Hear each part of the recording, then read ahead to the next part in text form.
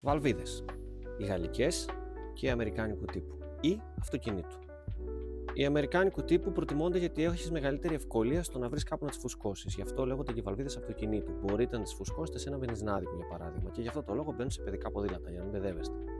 Η γαλλικού τύπου από την άλλη θα πρέπει πρώτα να ξεβιδώσετε την ασφάλεια που έχει εδώ, οπότε την ξεβιδώνουμε.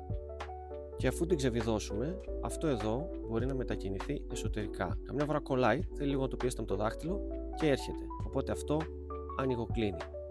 Τότε μπορείτε να το φουσκώσετε. Για να μπορέσετε να γλιτώσετε λίγο ταλαιπωρία με τις γαλλικού τύπου βαλβίδες, μπορείτε να βρείτε έναν αντάπτορα βαλβίδας. Ο αντάπτορας τοποθετείται πάνω στη βαλβίδα και με αυτόν τον τρόπο μετατρέπετε την γαλλικού τύπου βαλβίδα σε βαλβίδα αυτοκινήτου. Μην ξεχνάτε, στο ποδηλάτης.gr έχουμε αυτή την περίοδο προσφορά 20% σε συγκεκριμένες στρόμπες, τσαντάκια και φώτα. Η έκπτωση μπαίνει κατευθείαν στο καλάθι σας, δεν χρειάζεται να κάνετε κάτι εσείς. Απλώς ακολουθείτε τον σύνδεσμο που βλέπετε στην περιγραφή του βίντεο.